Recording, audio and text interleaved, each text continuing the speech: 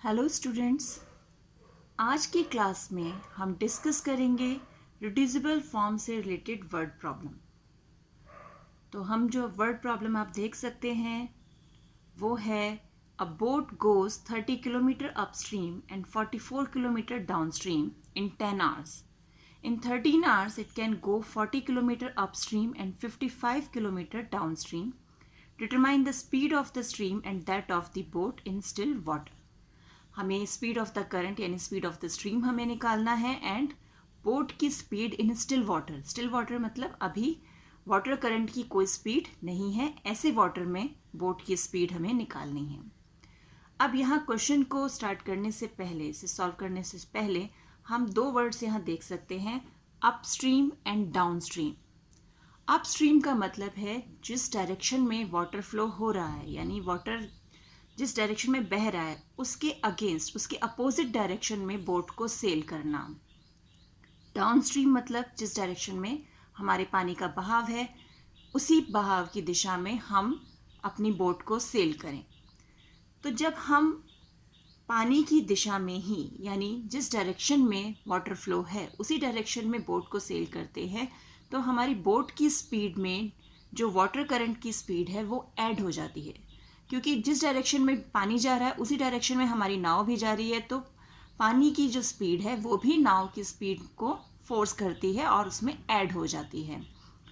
लेकिन जब हम बोट को वाटर स्ट्रीम के अगेंस्ट, यानी जिस डायरेक्शन में पानी है उस डायरेक्शन के अगेंस्ट उसको सेल करने की कोशिश करते हैं, तो वाटर का जो फोर्स है वो हमारी बोट को रोकने की कोशिश करता है, यानी उसकी स्पीड को कम करता है। तो हम इसी कॉन्सेप्ट को यूज़ करते हुए इस क्वेश्चन को सॉल्व करेंगे। तो हम स्टार्ट करते हैं। अब इन्होंने हमसे कहा है find the speed of the stream and that of the boat in still water. तो हम यहीं से इन्हें एक्स वाई लेके स्टार्ट करते हैं। Let the speed of boat in still water, क्योंकि हमें स्टिल वाटर में उसकी स्पीड निकालनी है। Speed of boat in still water हम उसे ले लेते हैं x kilometre per hour. And speed of current, water current की भी हमें स्पीड चाहिए, या speed of stream, it is equal to y kilometre per hour. हमने ये ले लिया। अब मेन चीज़ है कि हमें अपस्ट्रीम एंड डाउनस्ट्रीम ये भी हमें कैलकुलेट करना है। तो अब हम देखेंगे स्पीड ऑफ बोट।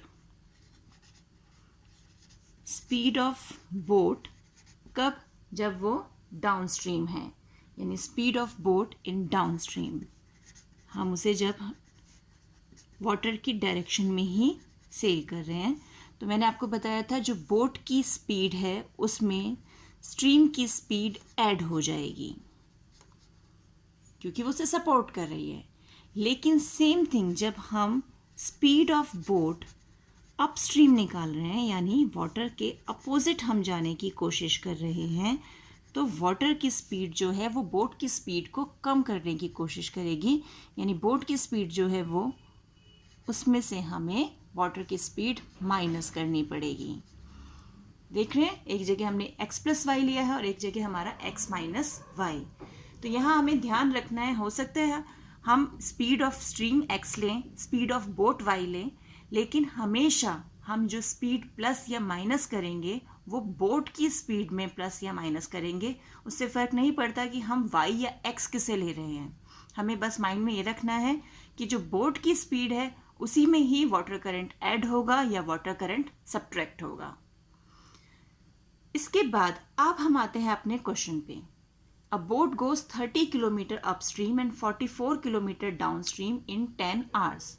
कि 30 किलोमीटर्स वो जा रही है और 44 किलोमीटर डाउनस्ट्रीम आ रही है 10 hours में, यानी टाइम दिया हुआ है।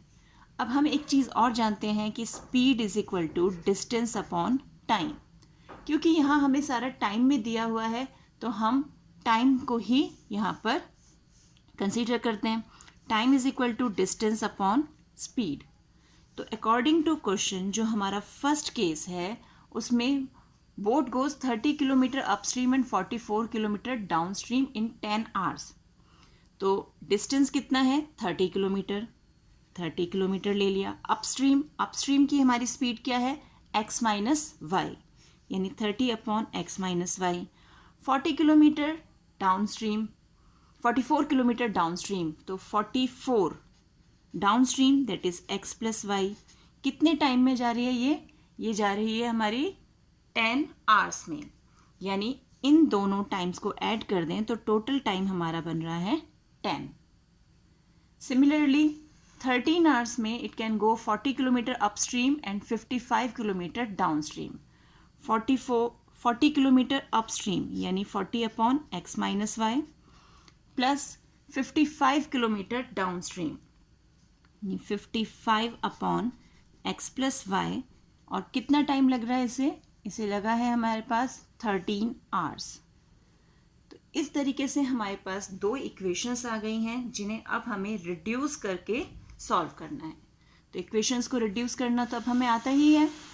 तो अब यहाँ पे हमें कॉमन क्या दिख रहा है, x minus y and x plus y, ये हमें कॉमन दिख रहे हैं।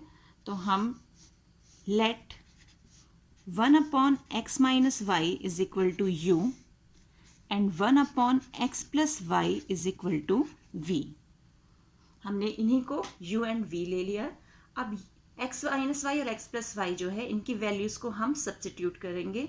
सब्स्टिट्यूट करने पे इक्वेशन बन जाएगी 30u plus 44v is equal to 10 and 40u plus 55v is equal to 13। तो ये इक्वेशन हमारी 3, ये इक्वेशन 4, क्योंकि इक्वेशन 1 एंड 2 हमारे पास ऑलरेडी हैं। अब इन्हें हमें सॉल्व करना है। अब सेम थिंग, हम किसी भी एक वेरिएबल के कोएफिशिएंट को सेम करेंगे। अब ये 30, ये 40, तो हम पूरी इक्वेशन को इसे 4 से मल्टीप्लाई कर दें, इसे 3 से मल्टीप्लाई कर दें, तो हमारे कोएफिशिएंट u के सेम हो जाएंगे। तो इन्हें मल्टीप्लाई करके हमें क्या मिलेगा, यहाँ 4 3 12 यानी 120u प्लस कितना आ जाएगा यहाँ पे 176v is equal to 4 10 40। Similarly जब 3 से नीचे मल्टीप्लाई करेंगे तो हमें मिलेगा 120u plus 3 into 55 is 165v is equal to 39। Sign change कर देते हैं, ये कैंसिल। अब हमारे पास क्या बचा यहाँ पर, यहाँ हमारे पास आ गया 11v is equal to 40 minus 39 is 1, तो v हो गया 1 अपॉन 11। ये हमारे पास v की वैल्यू आ गई। अब v की वैल्यू हम किसी भी इक्वेशन में पुट करके u की वैल्यू भी निकाल सकते हैं। फॉर एग्जांपल हम यही इक्वेशन ले लेते हैं, हमारी इक्वेशन 3, 30u प्लस 44v की जगह हम 1 अपॉन 11 पुट कर देते हैं इज इक्वल टू 10। 11 4 44, तो 30u is equal to 10 minus 4, u is equal to 6/30 that is 1 upon 5।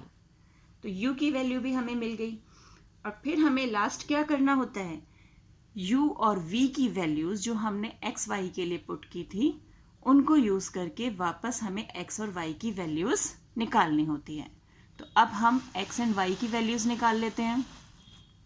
अब हमने 1 अपॉन x माइनस वाई को u और 1 अपॉन x प्लस वाई को v पुट किया था। तो हम लेते हैं 1 upon x minus y is equal to u। u हमारा कितना आया है 1 अपॉन 5। तो यहाँ इक्वेशन बन गई x minus y is equal to 5। Similarly 1 upon x plus y को हमने पुट किया था v के इक्वल, और v है हमारे पास 1 अपॉन 11। तो इक्वेशन बन गई x plus y is equal to 11। अब अगेन हमारे पास दो इक्वेशंस हैं जिन्हें हमें सॉल्व करना है, x plus y is equal to 11 और x minus y is equal to 5। तो x minus y is equal to 5 इसके नीचे लिख लेते हैं। यहाँ पर हम देख रहे हैं y के कोएफिशिएंट में पहले ही साइन अपोजिट हैं, तो यहाँ हमें साइन चेंज करने की ज़रूरत नहीं, ये cancel. 2x is equal to 16, तो x आ गया हमारे पास 8, और x हमारी क्या है, speed of boat in still water. तो x इज इक्वल टू 8 आ गया। अब x की वैल्यू किसी भी एक इक्वेशन में, इन दोनों में से किसी भी इक्वेशन में पुट करके हम x की वैल्यू निकाल सकते हैं।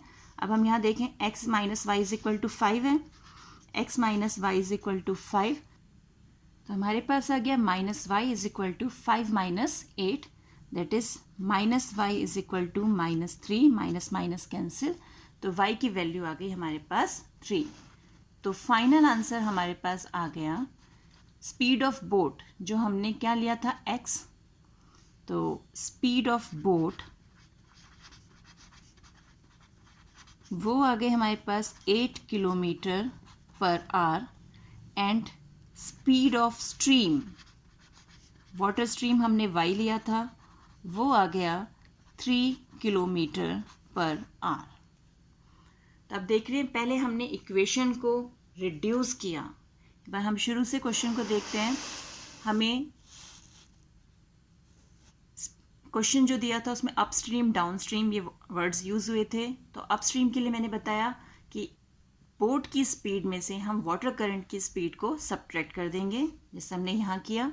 और डाउनस्ट्रीम में क्योंकि वाटर करंट की स्पीड बोट की स्पीड को सपोर्ट करेगी, तो हमने उसे ऐड कर दिया।